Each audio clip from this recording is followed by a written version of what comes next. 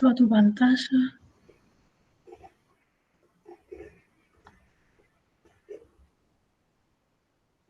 Ah, bueno, perdón, ahora van a tener que esperar un rato hasta que esto funcione.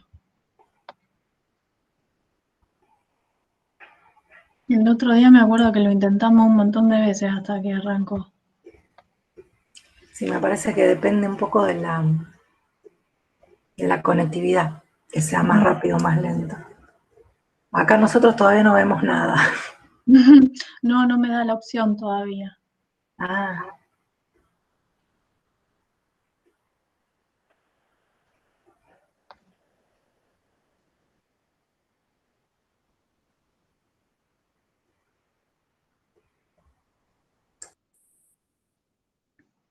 De todas maneras, como que primero quería comenzar así haciendo un repaso breve. De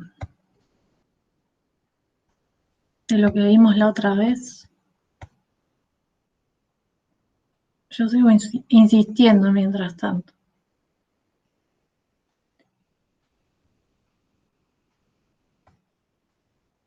Ya hice no sé cuántos intentos.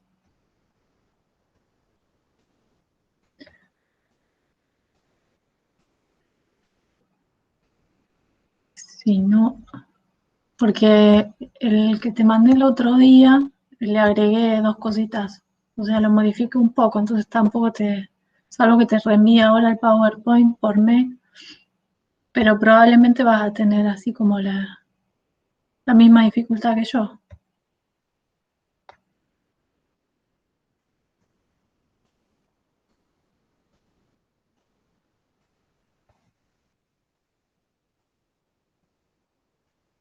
Es bárbaro.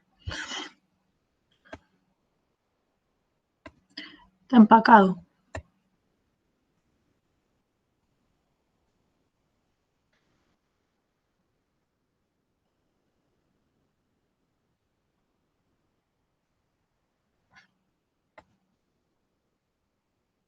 ¿Alguien sabe si puedo hacer alguna otra cosa?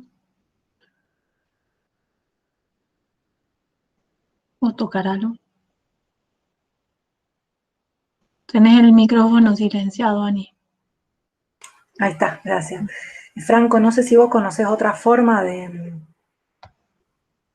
presentar, si no es que nos pases el power a alguno de nosotros dos No se me está ocurriendo. Ah, puede ser. y que nosotros lo presentemos. Esa es la única que se me ocurre.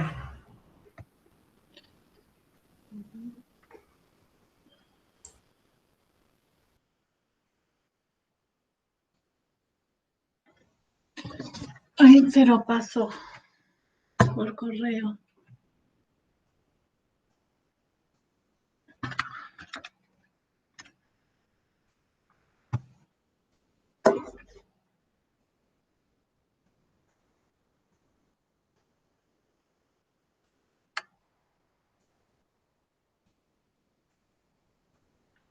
Yo mientras sigo insistiendo.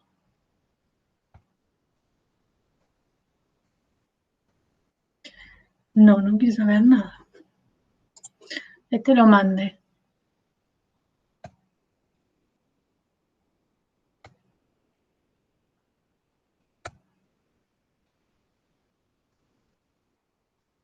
Silenciaste otra vez el... Ahí veo que me llegó. Ah, Me llegó el mail, así que ahí ya enseguida lo intento compartir.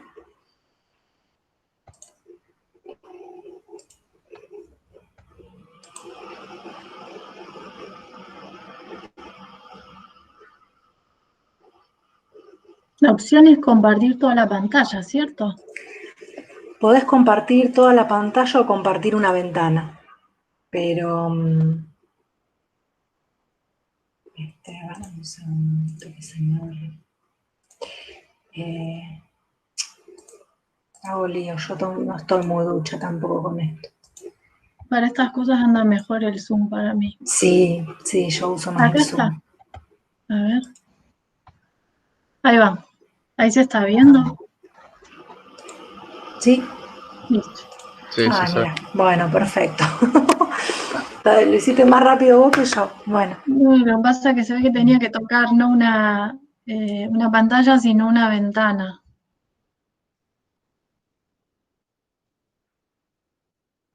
Bien, se bueno. puede de las dos formas. No sé qué habrá pasado. Lo que pasa es que si compartís una ventana lo tenés que tener abierto. Mm. Esa es la diferencia. Bueno, las Bueno, dejo entonces con Gabriela González, que bueno, hoy va a tocar el tema de las herramientas o los instrumentos para la recolección de los datos. bueno, primero un repaso muy breve de lo que habíamos visto el primer encuentro. Habíamos empezado planteando qué se entendía o qué entiendo yo por metodología de investigación, sin reducir esta a cuestiones meramente de procedimientos o estrategias, sino entendida como una interacción entre las consideraciones epistemológicas, teóricas y empíricas que se van dando en el proceso de investigación. Habíamos dicho también que toda investigación comienza o se desarrolla a partir de ciertas preguntas guías, entre ellas qué vamos a investigar, y en esto de qué vamos a investigar vimos la cuestión de cómo se formula el tema de investigación, en tanto recorte amplio y general de aquello que quiero investigar, el problema de investigación como delimitación clara y precisa de aquello que me propongo investigar o del tema que decidí investigar. Y en lo que tiene que ver con el problema de investigación, habíamos visto cómo se delimita el referente empírico, el tema de las hipótesis y de las variables que entran en juego a la hora de formular el problema de investigación. Y por último, la cuestión de los objetivos generales y específicos. Los generales, en tanto retoman el problema de investigación, y los específicos como un desagregado del objetivo general. Otra cuestión que vimos fue, u otra de las preguntas que guían este proceso de investigación es el desde dónde, y ahí vimos la cuestión del marco teórico y de los antecedentes, desde dónde tiene que ver precisamente con esto, ¿no? De cuál va a ser nuestro referentes teóricos, nuestro marco, enfoque o teoría que va a guiar o que vamos a tratar de poner en diálogo con nuestra investigación.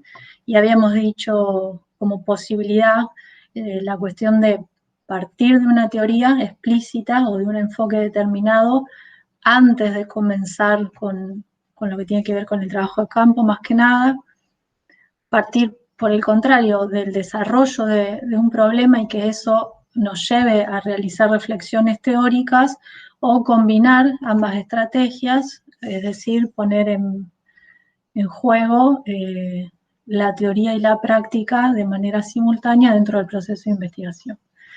Y en cuanto a los antecedentes, habíamos visto el tema del rastreo de fuentes primarias y secundarias, la cuestión de cómo acotar la bibliografía en relación a cuál va a ser mi problemática de investigación, y afinar los referentes conceptuales que tienen que ver con dicha problemática. Y otra pregunta guía en el proceso de investigación es cómo vamos a hacer esa investigación, es decir, qué estrategias metodológicas vamos a emplear. Y sobre esto es de lo que vamos a hablar hoy mayormente. Bueno, si bien acordamos que al final de la exposición cortamos para hacer preguntas, cualquier duda, si les parece, pueden ir como formulándolas en el chat, y entonces en algún momento corto y aclaro, mismo si hay algo que no se entiende. Bueno, respecto de lo que vamos a ver hoy, ¿no? Que tiene que ver con el proceso de recolección, construcción de la información, y ahí es donde vamos a meternos más en lo que tiene que ver con las técnicas cualitativas para el análisis de dicha información. Anteriormente o el encuentro anterior, sobre todo, se basó en lo que tiene que ver con la delimitación del espacio empírico, bueno, lo que les decía recién, ¿no? En la cuestión del tema, la construcción del problema, el recorte empírico, la formulación de objetivos, de hipótesis, de variable y también el tema de los antecedentes y el marco teórico.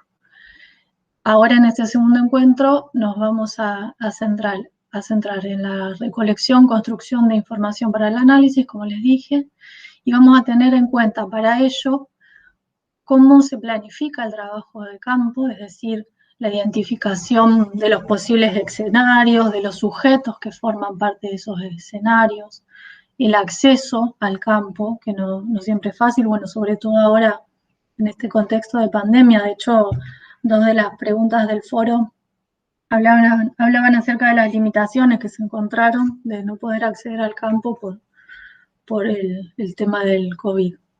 Y bueno, las estrategias metodológicas en relación a ello, que tienen que ver con la construcción de la información que vamos a utilizar, las técnicas de las que nos vamos a valer en relación a la problemática que quiero investigar y a los objetivos que se desprenden de dicha problemática. Esto, tanto las estrategias metodológicas que voy a emplear como el problema y los objetivos siempre tienen que tener coherencia, ¿no? Tiene que haber relación. A veces, como veíamos el encuentro pasado, sucede que uno plantea una problemática cuyo objetivo general no tiene nada que ver o no se desprende de esa problemática, y luego a la hora de pensar los métodos con los cuales yo voy a recabar información, tampoco aparecen relacionados con lo que yo estoy planteando que voy a hacer dentro de la problemática de investigación. Por supuesto que las técnicas o las estrategias van a variar de acuerdo a si yo propongo que voy a realizar una investigación cualitativa o una cuantitativa.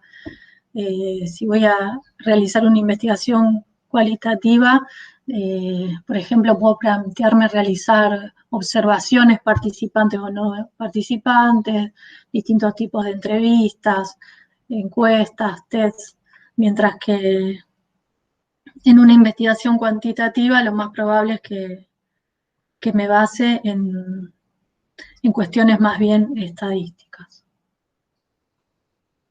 Bueno, trabajo de campo. Esto es sobre lo que les mencioné que era uno de los primeros aspectos a tener en cuenta.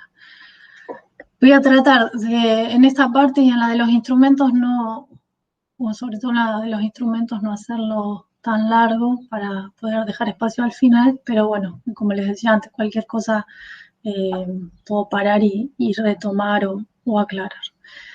En el trabajo de campo siempre voy a tener en cuenta la relación que existe entre lo teórico conceptual y lo que va surgiendo de manera empírica, es decir, lo que voy abordando en el campo mismo. No de manera cerrada, sino que uno siempre hace como un ejercicio, o esa es la idea, ¿no? Que uno pueda hacer un ejercicio de ir y volver todo el tiempo sobre la teoría y la práctica, porque en ese ir y volver es que se va enriqueciendo el análisis, sobre todo en el momento en que tengo que sentarme a escribir lo que algunos llaman los resultados o el desarrollo de cuál ha sido, de cómo ha sido mi investigación.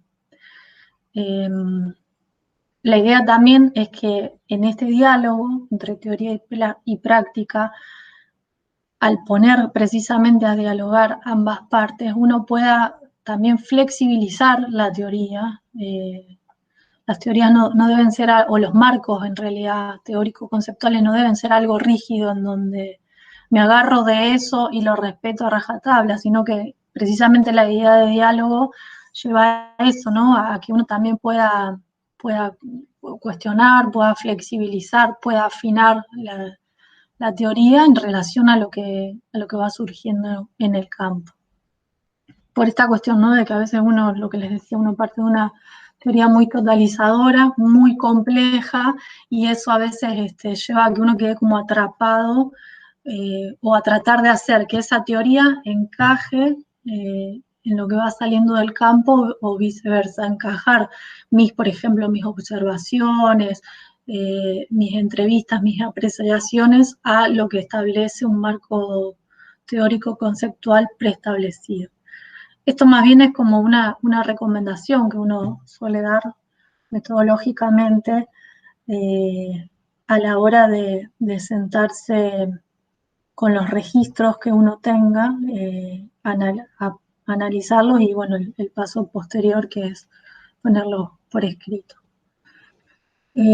Otra cuestión que a veces suele suceder también y que tiene que ver con cuando uno tiene como muy presente dónde quiere investigar, pero aún no ha establecido marcos conceptuales con los cuales dialogar, es que uno ya sepa, por ejemplo, o delimite previamente qué técnicas o instrumentos va a emplear, pero todavía no sabe bien qué es lo que quiere investigar. Entonces, a veces uno de antemano parte diciendo que va a realizar, por ejemplo, entrevistas o observaciones en algún espacio o análisis de determinados documentos sin saber o sin haber delimitado bien y de manera consistente el problema de investigación. Eso es como para tener en cuenta que en lo que tiene que ver con la planificación del trabajo de campo, este paso es posterior, siempre es posterior a la formulación del problema, los objetivos y el establecimiento por lo menos de los referentes teóricos. Otras consideraciones que voy a tener es la relación con los sujetos de la investigación, o en realidad es la relación con los sujetos que hacen a la problemática de investigación y la relación con las estrategias en sí. ¿A qué refiere esto?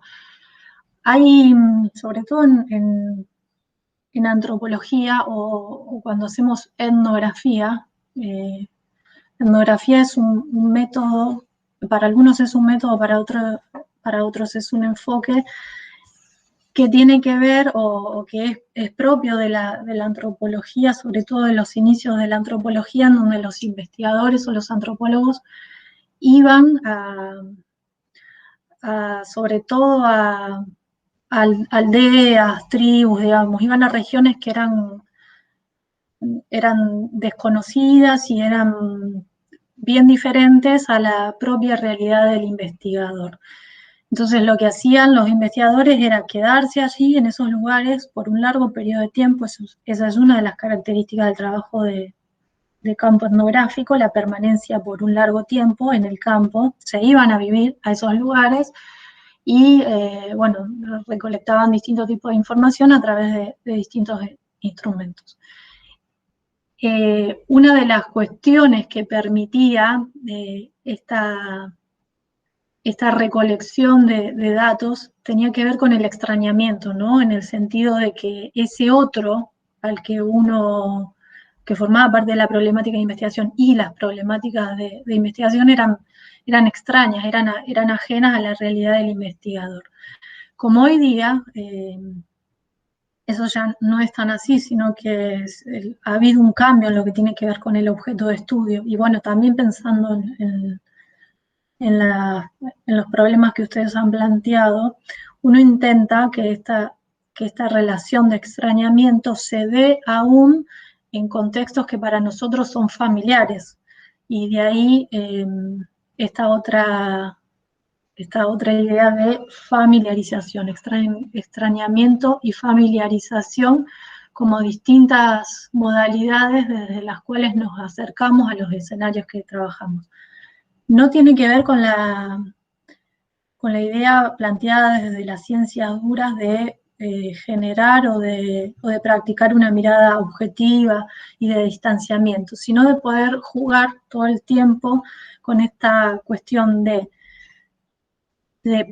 pensar al otro y a los lugares en los cuales ese otro está inserto como algo extraño a mi propia realidad, porque eso es lo que me va a permitir poder mirar más allá de lo obvio, poder hacer preguntas más allá de lo obvio, pero a su vez también conservando o haciendo esa dialéctica de familiarización que es la que me va a permitir un mejor acercamiento, justamente por esa cercanía. Entonces, bueno, esto es también como una cuestión que siempre se tiene en cuenta a la hora de planificar el trabajo de campo, porque es desde ahí que yo voy a plantearme, ¿no? Desde dónde miro o desde dónde yo abordo la realidad bajo estudio. Las técnicas que yo empleé también me van a permitir esta relación de extrañamiento y familiaridad. No es lo mismo si yo planteo que voy a realizar observaciones participantes en un lugar, por ejemplo, en un hospital, si yo voy a realizar entrevistas, así yo voy a realizar un cuestionario aplicado a distancia, por ejemplo, que es algo, o si voy a realizar análisis documental, ¿no? Esas técnicas también me van a facilitar o me van a obturar a veces determinados procesos que tienen que ver con cómo me acerco al campo. En el tema de la reflexividad, otra cuestión, no, en el tema de la reflexividad tiene que ver con cómo uno como investigador transita de la propia, o sea, de los propios procesos reflexivos en cuanto a lo que uno ha delimitado como problemática, a la reflexividad de los nativos. Le decimos nativos en antropología a los otros que forman parte de nuestras problemáticas, no porque fueran indígenas, sino que es como esta forma de identificar a ese otro que hace parte de las investigaciones. Sobre todo cuando investigo representaciones, expectativas, imaginarios, el tema de la reflexibilidad es algo importante. Preguntarse, ¿no? Pensar cuáles son nuestras propias interpretaciones, nuestros propios juicios de valor, cuáles son las interpretaciones o los juicios de valor de los otros, ¿no? Son cuestiones que uno de antemano trae, pero que no suele preguntarse. Entonces esto es importante porque a veces uno se acerca a determinados contextos, de determinadas realidades, ya no a través de una mirada que me ofrezca un marco teórico, sino a través de determinados preconceptos, a través de determinados juicios. No se trata de negarlos, porque eso es propio del investigador, pero sí poder reflexionar acerca de eso. Poder reflexionar, en primer lugar, acerca de lo que significa, ¿no? Uno como parte de esa misma sociedad o cultura en la que está investigando. Otra, uno como investigador, lo que eso implica como presencia, lo que significa. Y otro en relación a la población que estudia. Y ahí otra vez entra en juego esto del extrañamiento y la reflexividad. Bueno, y algunos aspectos también a tener en cuenta tiene que ver con la identificación de los posibles escenarios y de los actores, como les decía antes. Hay preguntas siempre, ¿no? Surgía creo que también en las del foro, ¿no? Si tiene que ser una población amplia, una población pequeña, si está bien únicamente centrar mi investigación en análisis documental, o si debo tener en cuenta a su vez los sujetos que hacen parte de esa problemática y por ende que están vinculados a ese análisis documental. En fin, ¿no? Tener en claro cuáles son esos posibles escenarios y actores. El tema del acceso tiene que ver con la gestión del acceso, lo que les decía antes, ¿no? Bueno, en este contexto es difícil acceder a algunos lugares. En otros, por ejemplo, uno puede acceder, pero primero tiene que solicitar autorización. En algunos casos, sobre todo cuando se trabaja, yo no sé con historias clínicas, pero en ciencias sociales no suele utilizarse el consentimiento del otro, digamos, un consentimiento, sí, el consentimiento del otro, o no hay cuestiones así éticas, de comité de ética, perdón, que se deban solicitar antes de comenzar con la investigación. Pero hay investigaciones en las que tienen que ver con, qué sé yo, con cuestiones médicas, por ejemplo, que sí, entonces eso también hay que tenerlo en presente. Les digo, no sé con el tema de historias de vida, historia vía no, con historias clínicas, perdón. En ese caso, si no, porque hasta donde yo sé, si uno es paciente, tiene el derecho de que le den su historia clínica. Ahora, ¿qué sucede cuando uno no es paciente y quiere acceder a las historias clínicas de otros con fines, bueno, como en este caso una tesina, que no son, no forma parte de una investigación, por ejemplo, que esté desarrollando alguna institución para establecer, no sé, alguna cura o algún medicamento? Bueno, eso es algo que quienes vayan a trabajar con esto van a tener que averiguar. El tema de la permanencia también. La permanencia en el campo siempre va a tener que ver con el tipo de información que yo quiero recabar. No es lo mismo si yo planteo que voy a realizar observaciones, así yo voy a realizar entrevistas. Y después otra cuestión, si yo, por ejemplo, planteo que voy a realizar observaciones de pacientes con X problemática, pero resulta que al hospital únicamente me permiten ingresar una vez cada 15 días. Ahí voy a tener que replantearme mi problema de investigación porque no tengo la accesibilidad que debería tener en el campo. Puede decir que uno comience teniendo accesibilidad y demás, y luego, mientras está en el campo, surge algo que hace que eso tenga que reverse, pero bueno, no es lo mismo cuando uno ya lo sabe de antemano a cuando se da en el transcurso del proceso de investigación. Y bueno, y por último el tema del registro, ¿no? ¿Qué voy a registrar? ¿Cómo voy a hacerlo? Todas esas cuestiones también hacen a lo que tiene que ver con las estrategias metodológicas que están en relación a mi problemática de investigación. No es lo mismo en este caso porque después vamos a hablar del registro de observaciones. En este caso, cuando hablo de registro, me refiero al registro en general, es decir, a cómo voy a recabar la información que tiene que ver con lo que quiero investigar. Bueno, para seguir profundizando acerca de las estrategias metodológicas. Como les decía antes, siempre tienen que estar ajustadas a la problemática de investigación y a los objetivos planteados. Como ya mencioné, de la problemática y de los objetivos se van a desprender los procedimientos o estrategias que vamos a implementar.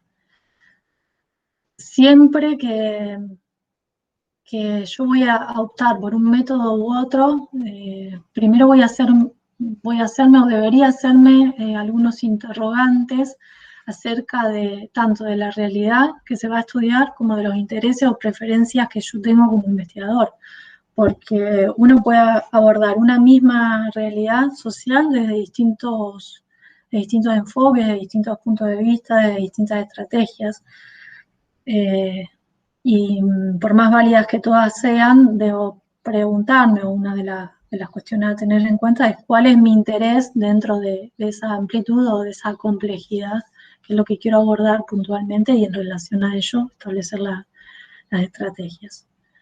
Una cuestión, por ejemplo, a preguntarse es si me propongo desarrollar un trabajo teórico o un caso de estudio.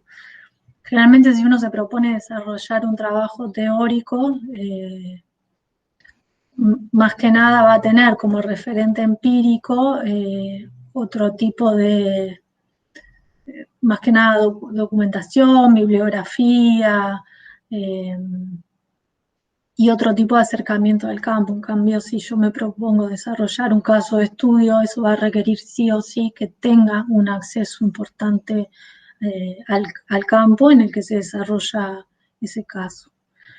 Otra pregunta importante es si quiero desarrollar mi investigación en un nivel macro o un nivel micro. Por ejemplo, no es lo mismo si yo planteo analizar las políticas públicas, por ejemplo, de municipales, provinciales o estatales, ahí estaríamos hablando de algo que tiene que ver con nivel macro, a que si yo me propongo analizar determinada problemática en una institución, en un hospital dado, en una sala médica, digamos, en un espacio más bien micro, en una localidad, o por ejemplo a nivel regional o a nivel nacional. Eso también es algo que siempre debo tener en cuenta. O si quiero, por el contrario, trabajar los dos niveles, el micro y el macro, para ponerlos en relación y establecer, bueno, alguna cuestión en función de ello. El cómo y el por qué se escogió una determinada población o muestra también. A veces uno escoge determinada población o muestra porque tiene acceso justamente, puede llegar a tener acceso, o porque le interesa, o porque no hay ningún tipo de investigación que se haya realizado al respecto, es decir, que existe una vacancia en el tema en relación a esa población o a esa muestra, digamos. Eso también varía.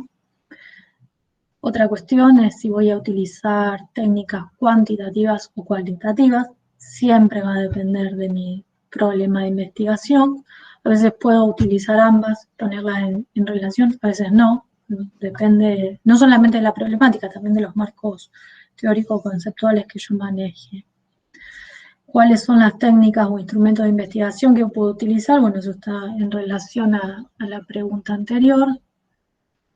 ¿Cuál es la validez y confiabilidad de dichas técnicas? ¿Y cómo se llevará a cabo la investigación? Por ejemplo, si yo planteo realizar una investigación por etapas, si el trabajo de campo lo voy a realizar por fases, es decir, voy a realizar una primera aproximación al campo, luego voy a analizar lo que haya salido, lo voy a poner en diálogo con mis marcos conceptuales y teóricos, y luego voy a volver al campo para chequear eso, para afinar algunas cosas, para realizar nuevas observaciones. Esto es algo también que uno, o sea, que forma parte de las estrategias metodológicas que uno va teniendo como preguntas en su cabeza antes de iniciar o de acceder propiamente al campo. Bueno, y ahora sí vamos directamente a el tema de las técnicas de investigación. Si bien yo acá marqué las dos, las cualitativas y las que estoy viendo, perdonen que tiene un error el PowerPoint, las primeras son cualitativas, las segundas son cuantitativas. Señalé las dos simplemente a modo de indicar que son esos dos tipos de técnicas, pero yo me voy a centrar en las primeras, en las cualitativas, que son las que más se emplean en ciencias sociales y bueno, son también con las que yo mayormente trabajo. En lo que tiene que ver con las técnicas cualitativas, bueno, acá señalé la observación participante. Como les decía antes, cuando les comentaba esta cuestión de la etnografía, la observación participante es lo que más se emplea generalmente en un estudio de tipo antropológico o etnográfico, por esta cuestión, ¿no?, de la permanencia en terreno, de la permanencia en el campo, sea o no a largo plazo, pero es como la técnica privilegiada por los antropólogos. Hay una discusión epistemológica respecto de esta cuestión de observación por un lado y participación por otro, que tiene que ver con la discusión en cuanto a al distanciamiento o a la posibilidad de distanciamiento o de involucramiento del investigador en el campo.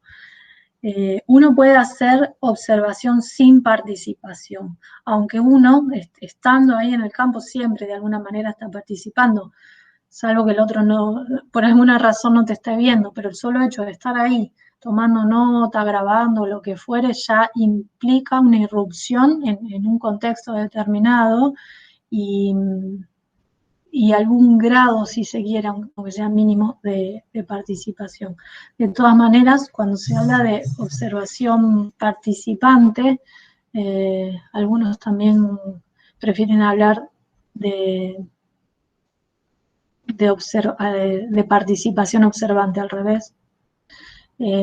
Implica una interacción fluida y dinámica en ese contexto en el que se está observando. Una frase que se suele utilizar en etnografía sobre todo es que los antropólogos no estudian aldeas, sino que estudian en aldeas, precisamente por esto del involucramiento y de la participación directa en esos contextos, que a veces implica incluso llevar adelante las mismas actividades que están realizando los sujetos que forman parte de mi problemática de investigación. Y acá una cuestión también a tener en cuenta es el registro. Como les decía antes, el registro de la observación participante no tiene que ver con el registro general o con la recopilación de datos, sino con aquello que yo voy dando cuenta en mi proceso de observación. Por un lado implica un recorte de lo que se supone que es relevante y significativo en relación a mi problemática de investigación, porque si bien lo ideal siempre es registrar lo que más se puede, es imposible registrar todo lo que está aconteciendo en ese contexto en donde uno está observando, participando. Otra cuestión para tener en cuenta importante es que cuando uno registra aquello que uno registra, es de alguna manera la materialización de mi propia perspectiva acerca, o sea, mi perspectiva como investigador acerca de determinada realidad y no la realidad en sí. Por más que mi registro sea una descripción sistemática, no implica que esa sea la realidad. Esa es mi mirada acerca de esa realidad. E incluso, por más descriptivo que sea, dos personas distintas pueden registrar cosas distintas. Porque la mirada tiene que ver no solamente con los marcos teóricos, sino, como les decía antes, los prejuicios, la socialización que uno ha tenido a lo largo de su vida, etcétera, etcétera.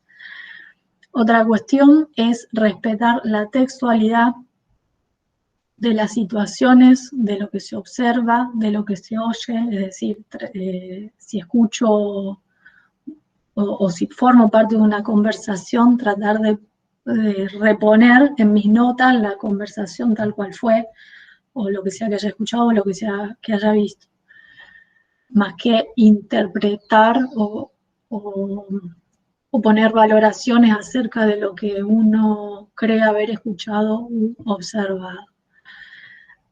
Es importante también incorporar información del contexto que nos permita luego situar lo registrado, incluir personas, actividades, tiempo, el espacio. No es lo mismo, por ejemplo, si yo realizo mis observaciones en un hospital de alta complejidad, en una sala médica en un barrio o en la universidad, en una cátedra, por ejemplo. Después el tema de las interpelaciones que surgen, bueno, tratar de que eso no obstaculice la textualidad.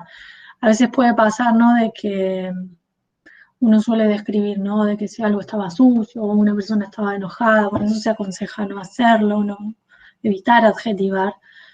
En todo caso, describir las escenas, y esas escenas son significativas para mi problemática de investigación. Si no, no.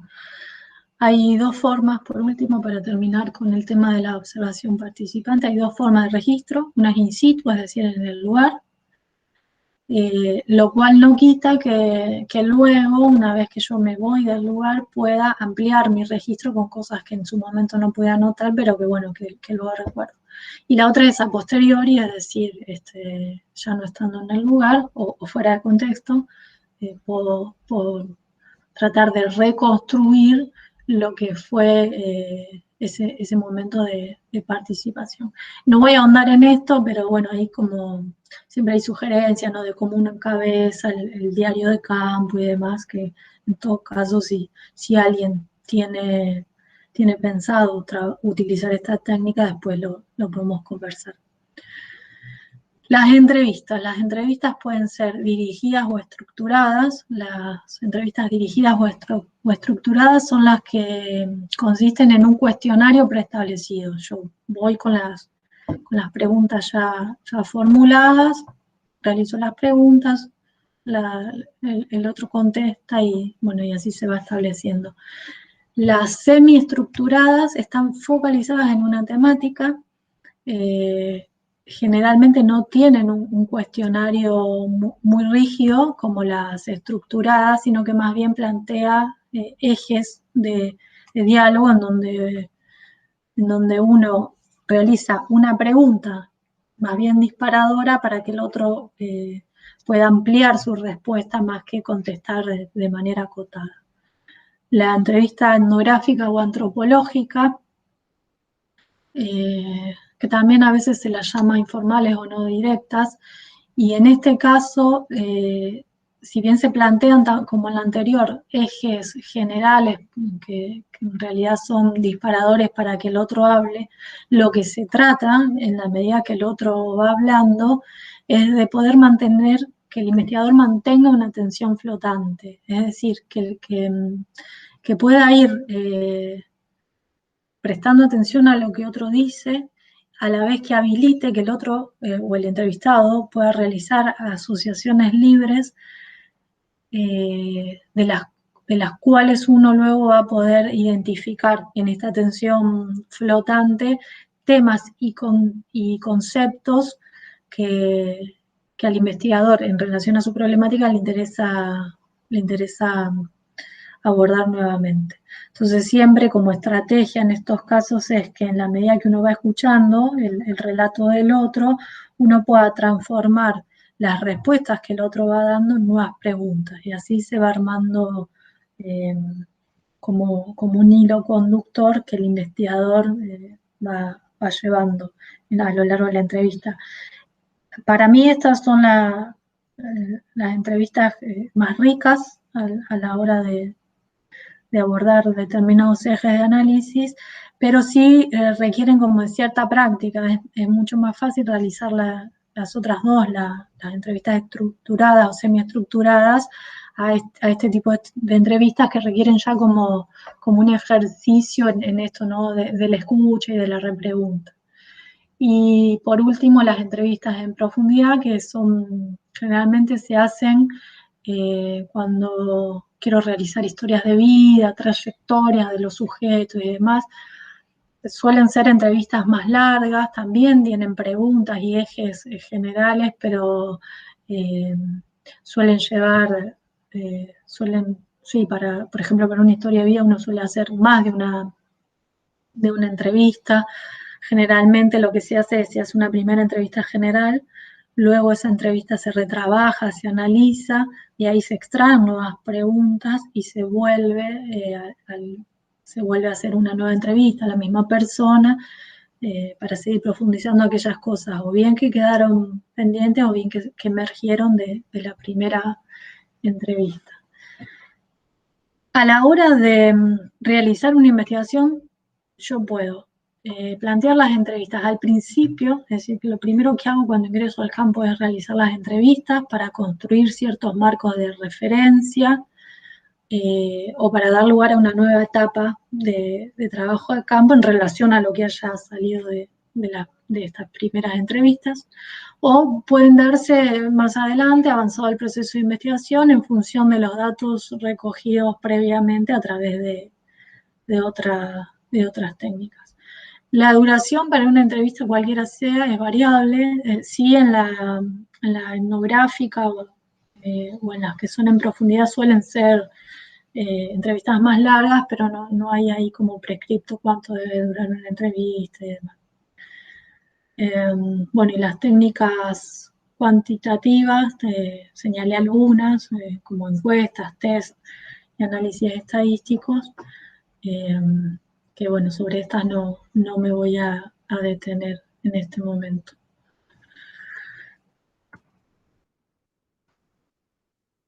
Bueno, como les decía antes, en general lo que vengo planteando siempre tiene que ver con esta mirada más de las ciencias sociales. Algo importante a tener en cuenta cuando estamos realizando un trabajo de campo es poder mantener nuestra atención centrada tanto en lo que las personas dicen, que hacen y lo que hacen más allá de lo que dicen. Esto sobre todo, así tanto en entrevistas como en observaciones, ¿no? No quedarse solamente con aquello que yo como investigador estoy observando o aquellos datos que estoy recolectando a través de distintos instrumentos, sino sobre todo esto, ¿no? Tener en cuenta lo que las personas hacen, lo que las personas dicen que hacen y lo que las personas hacen más allá de lo que dicen. Es como, esto también es algo que se va afinando en la medida que uno va teniendo como práctica de investigación. Al principio, cuando uno accede al campo, sobre todo por primera vez, se suelen agarrar así como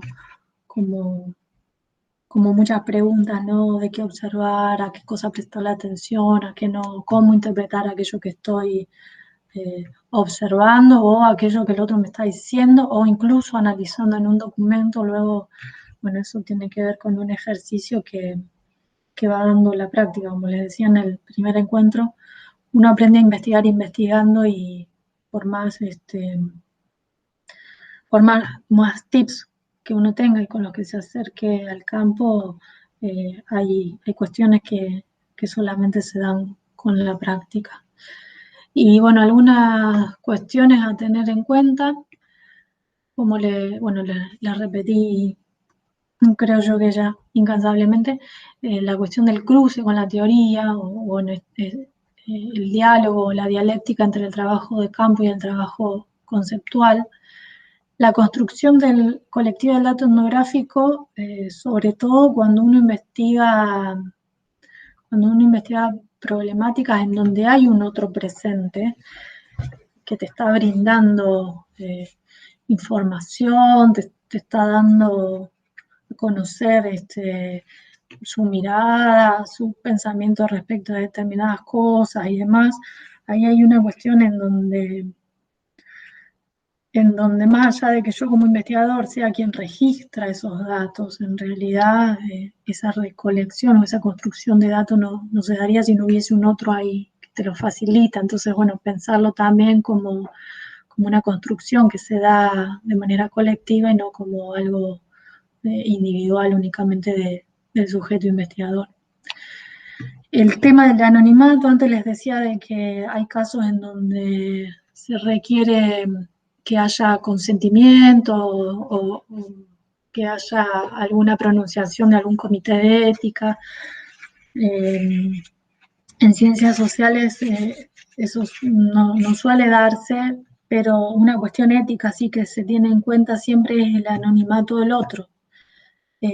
No sé, por ejemplo, en el tema si van a manejar historias clínicas o si lo aconsejo, cómo es eso éticamente. Pero, por ejemplo, si van a trabajar documentación, entrevistas o observaciones, sean participantes o no, mantener el anonimato del otro. Generalmente lo que se usa es un alias por cuestiones éticas, ¿no? Aunque el otro te diga, nombrame que no tengo problema.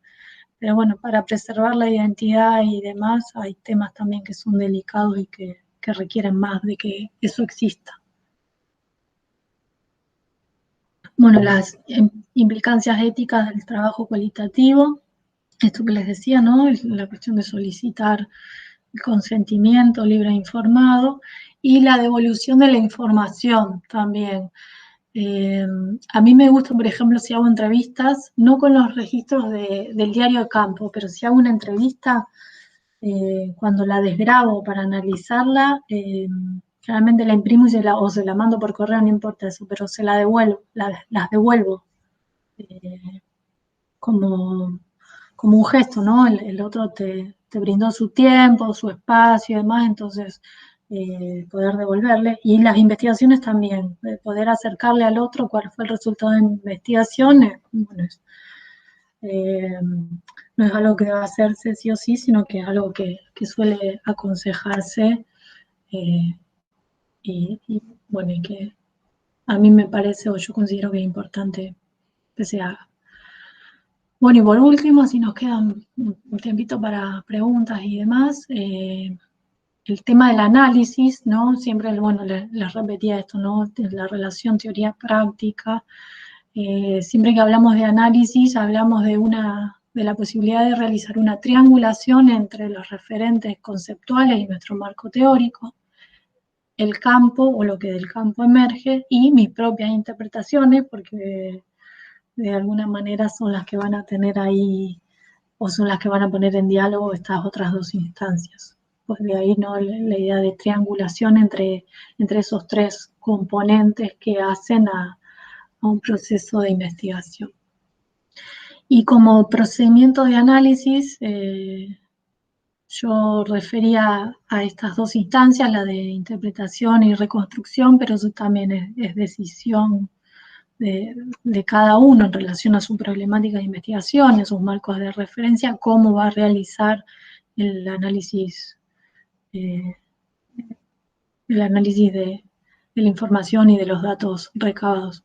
Por supuesto que en caso de ustedes esto siempre va de la mano del asesoramiento que puedan tener con su tutor o tutora.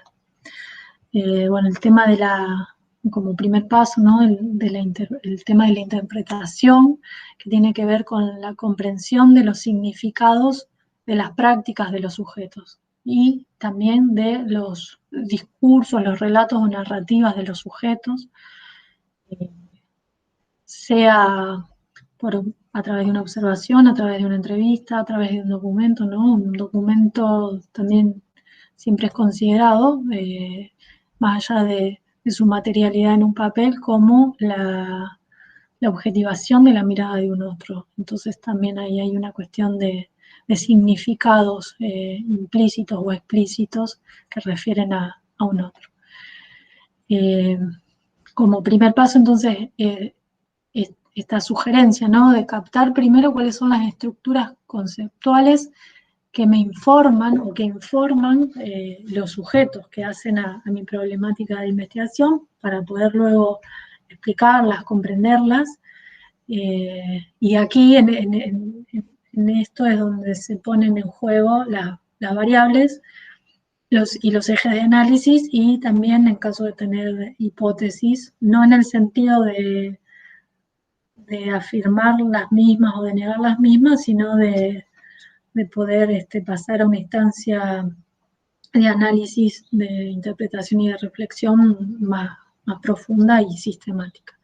Y la reconstrucción de redes de relaciones, de tramas, de secuencias, lógica de sucesos o situaciones recurrentes, es decir, cómo yo puedo ir armando y dando cuenta a través del paso anterior, cómo puedo ir interpretando esas otras interpretaciones que me permiten ir construyendo, reconstruyendo aquello que abordé primeramente en el campo y que ahora pongo ahí a jugar, a debatir, a dialogar con la teoría y con mis propias interpretaciones.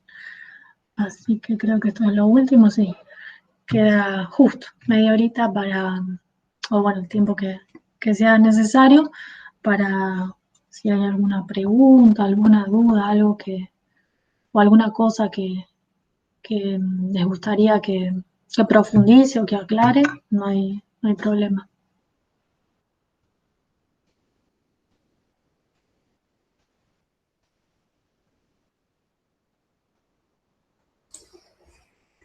Pueden utilizar el chat si quieren, o si no, simplemente abren el micrófono y hacen la consulta, como quieran.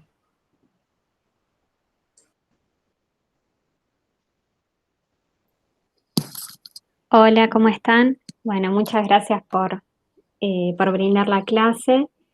En nuestro caso, con mi compañera habíamos escrito las consultas en el aula virtual. Nuestra idea principal es una investigación más del tipo cuantitativa. Sí. También, bueno, por ser la primera investigación que realizamos, es un poco más sencilla, yo creo, que la quali. Y bueno, estamos como en un proceso de modificación del diseño en sí, porque nuestra idea principal era ir al campo, pero bueno, y en un hospital. Entonces, bueno, el acceso está restringido por la pandemia Entonces estamos viendo de cambiarla a un estudio retrospectivo basándonos en datos que tengan registrados en historias clínicas o lo que nos mostraron son registros más informales que tienen ellos. Pero bueno, sí, deberíamos consultar el tema, obviamente que lo utilizaríamos en forma anónima, pero sí, no sé si el tema del consentimiento por parte del paciente cómo es, porque a lo mejor son pacientes que ya se dieron de alta y que desde el hospital no tienen contacto con ellos como para pedirles autorización. Eso no sé cómo lo podríamos manejar, pero podemos consultarlo. Sí, a mí me parece que las historias clínicas no son accesibles para todo el mundo, sí para el paciente. Claro, De hecho, hay una ley, creo que salió hace sí, unos cuantos. de protección de los derechos del paciente. Sí, entonces eso van a tener que rever incluso la problemática porque se puede trabajar con registros informales, pero yo no sé cuál es la problemática, pero no suena como un poco insuficiente, digamos, que el único dato sean registros informales. A lo mejor si eso le pudieran sumar alguna entrevista eh, a personal del hospital que haya tenido contacto con esos pacientes, como tratar de sumar otras herramientas para que complementen eso, Claro, porque no es suficiente en una, si fuese un trabajo práctico, sí, pero para una tesina de grado, a mí me parece que no es suficiente con registros informales. Registro informal, más bien, es una fuente secundaria. claro.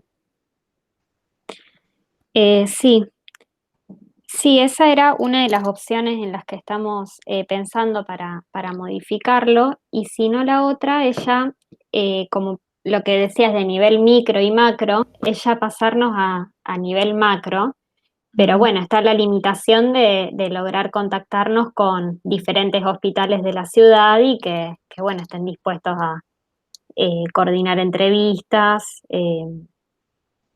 y nos puedan brindar información. Sí. Así que Sí, bueno, estamos un poco en eso. sí, en este momento, sobre todo en salud, a lo mejor si fuese en otro campo sería más fácil, pero en salud que está, según dicen, ¿no? Todo colapsado, el personal de salud también está como en una situación límite, es difícil. Entonces, en ese sentido yo pensaría bien la problemática, ¿no? Porque si no tengo acceso al campo, no tengo investigación, básicamente. Al menos que plantee algo más bien más teórico o, como decías, algo macro, pero que no implique un acceso a, por ejemplo, a las instituciones, sino que yo pueda analizar documentación, legislación, contactarme, qué sé yo, con los colegios de profesionales, digamos, pensar otras estrategias. Claro. Sí, nuestra temática es la deglución en pacientes internados, lo habíamos pensado. Y bueno, cómo es el estudio en el hospital que tenemos contacto o bueno, o en los otros hospitales, pero lo que estamos viendo que no es algo que se está teniendo en cuenta. Entonces, a lo mejor como virarlo un poco para ese lado, a lo mejor sí, qué concepción tienen acerca del tema, si lo consideran relevante o no. O sea, no estudiar la deglución en sí, que era nuestra primera idea, sino las implicancias que tiene en las salas de internación, en qué nivel se lo considera relevante o no. Claro, sí. Sí, si está asociado a otras cuestiones, no sé, se me ocurre otra, eh, se lo asocia a una otra patología, Claro, por decir algo, porque no manejo nada del tema, pero sí pensar cuáles pueden ser las alternativas en este contexto, porque como es imposible acceder Sí, de hecho, ahora uno si tiene un familiar internado, muy difícilmente puede ir a verlo, entonces. Sí. Hola, buenas tardes. Hago la tesis con Ana Ajá. y una de las dudas que también tenemos es, por ejemplo, si llegáramos a hacerlo con varios efectores de salud, se entrevistaría seguramente al personal de salud. En Ujú. ese caso, las entrevistas, si se hacen por un medio virtual, se puede, digamos así, por una plataforma como Meet o no sé, digamos, qué Sí, validez tendrían, si se sí. podría. Yo he hecho por Skype, siempre grabándolas. Ah, No buenísimo. se fíen en la plataforma, ténganse un grabador o algo, porque después eso suele traer problemas. Pero sí, se puede. No es lo óptimo porque uno se pierde un montón de cuestiones del contexto, de interacción con el otro, no puede observar, pues generalmente cuando uno hace entrevistas, yo no lo mencioné, pero también se lleva un registro de lo que sucede en el contexto de donde se desarrolla la entrevista. Eh, pero bueno, en este caso sí se puede, sí, grabándolas y luego trabajando sobre la desgrabación de lo que se haya hablado. Claro, sí, nosotras más que nada para tener, digamos, otra opción, porque no sabemos si llegado el caso todos van a poder hacerlo de forma presencial o si vamos a tener que tener, digamos, otro modo de tomarlas. Pero bueno, estamos como complicadas. Sí, Justamente porque nuestra investigación iba a ser en la parte de terapia intensiva, entonces directamente el acceso ahí es imposible. imposible en este momento y a la vez se nos iría para muy largo porque, bueno, no sabemos hasta cuándo va a estar esto así. Sí. Entonces, por eso estamos evaluando otras posibilidades.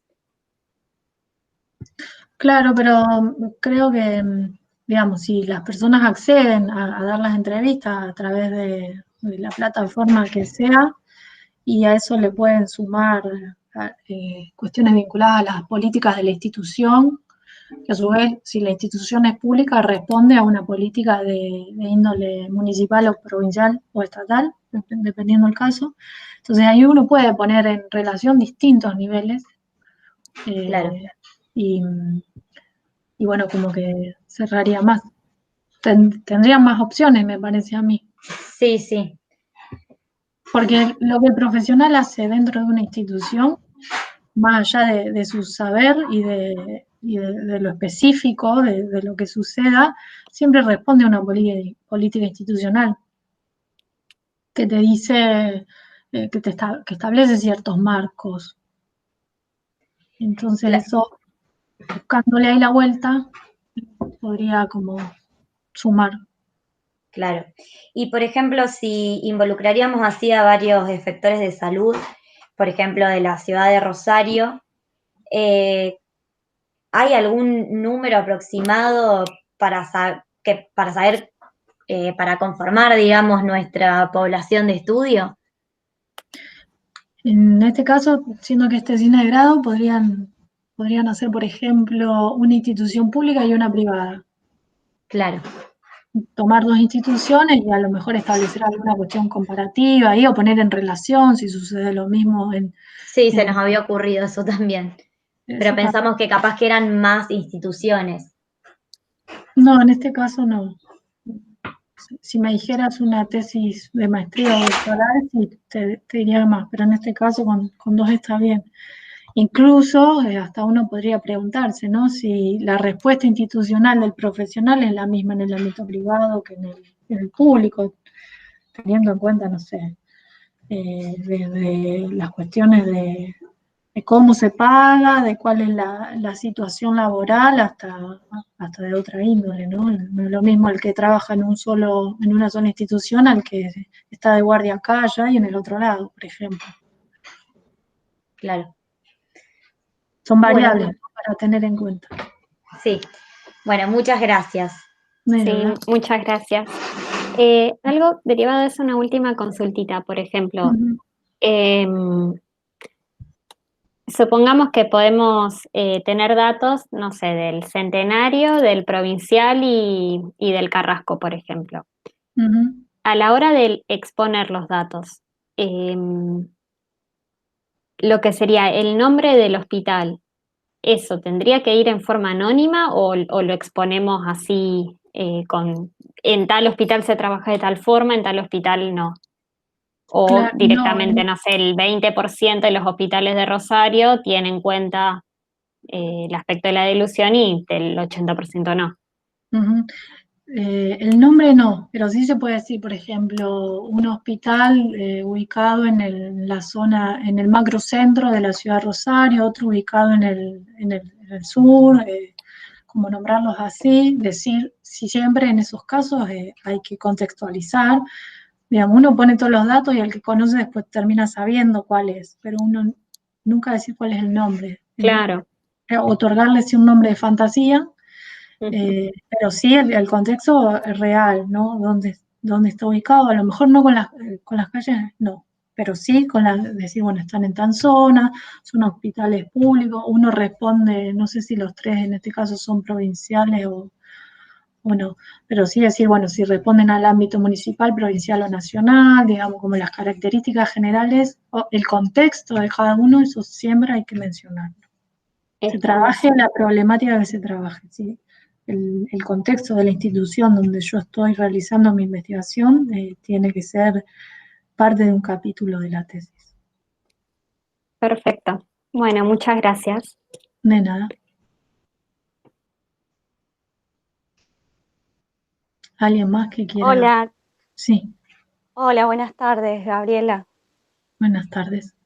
Bueno, yo estoy haciendo la tesina con Ana y Ah, nosotros tenemos con mi compañera dos centros terapéuticos que son privados ujú, y ya tuvimos, o sea, tuvimos contacto con las dos instituciones y nos permiten utilizar las historias clínicas. Por eso me quedé bien. con eso, si se puede, si hay que tener algún permiso o cómo podemos hacer con ese tema para no tener problemas. Sí, mira, yo realmente no sé dónde se puede averiguar eso. Sí sé Ajá, que uno no sé si a lo mejor en el colegio médico tiene que haber, digamos, a lo mejor en la facultad también. Eh, de todas maneras, suponiendo que les dicen que sí que se pueden utilizar y que no hay problema, nunca dar el nombre de la no, persona. no, no. No, ¿No? no sería para tener, o sea, no pondríamos ningún dato personal, sería totalmente anónimo. Es recabar los datos de motivo de consulta, quién los deriva y ese tipo de cosas. Ah, mira, aunque te digan que sí, yo me averiguaría por la duda, porque Sí, sí, existe sí, una ley al respecto, digamos, no es que bien, bien. si fuese otra cosa, como que sé yo, a veces, no sé, las actas de las asambleas de un sindicato. Es otra cosa, pero esto es como algo mucho más delicado. Bien, y si no, ¿qué instrumento podríamos utilizar si no utilizamos una entrevista, por ejemplo, a los profesionales que trabajan en ese lugar? Sí, entrevistas, encuestas, Lo que estuvimos hablando. Bien. claro, sí. Nosotros también teníamos la idea de comparar esto que decías vos, lo privado y lo público, y Ujú, buscar también un hospital. Pero ujú, bueno, con todo esto de la pandemia, este año va a ser muy difícil. Pero sí. contamos con esos dos centros, digamos, privados por ahora. Ujú, Así que bueno. Bueno, muchísimas gracias y lo vamos a tener en cuenta. bueno,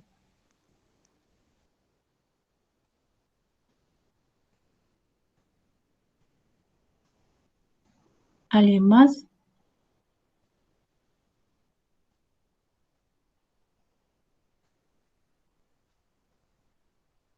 Ay, a mí me gustaría realizarte otra consulta, si puede ser. Ujú, En relación a, por ejemplo, si podemos, o sea, en el plano hipotético, que podamos extraer datos de los registros o historias clínicas, nosotros habíamos pensado de utilizar como instrumento una planilla de volcado de datos, donde ujú. podemos ir registrando. Estas planillas, una tesina que nosotros tenemos de referencia plantea una planilla por variable en estudio, en el cual Sí. figuran los indicadores y ahí van marcando. Ujú. ¿Sería correcto realizarlo de esa forma o a lo mejor una planilla por lo que sería paciente o historia clínica? No, en realidad por variable. Una planilla por variable. Sí. Sí, Perfecto. planilla o bueno, como sea que lo vayan a analizar, pero en este caso sí, por variable o eje de análisis. Lo cual no significa que después no vayan a poner en relación las variables. De hecho, hay que ponerlas en relación. Pero para ponerlas en relación, primero las tengo que poder identificar. Claro, sí. Mm, Buenísimo, muchas gracias. De nada.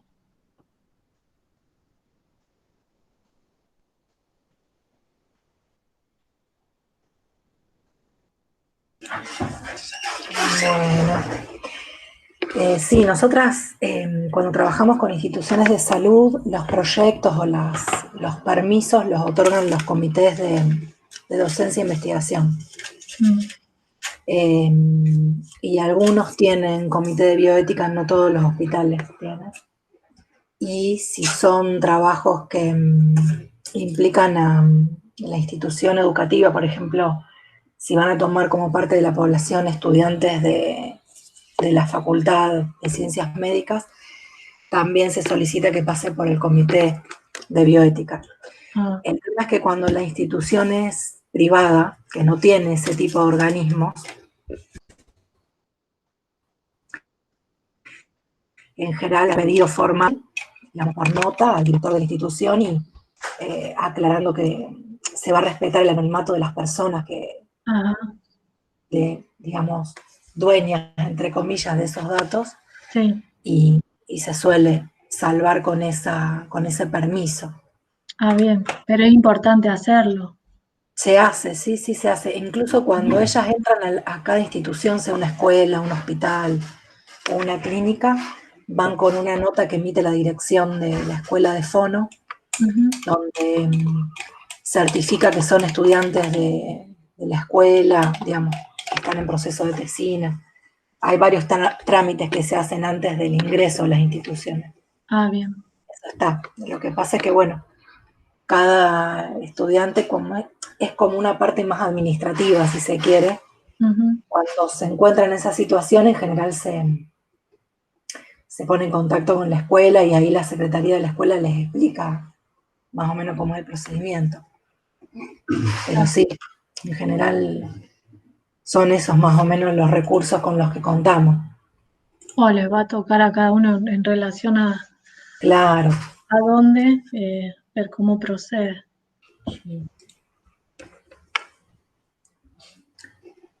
Así que, bueno. Me parece que estaríamos, salvo que haya alguna pregunta más.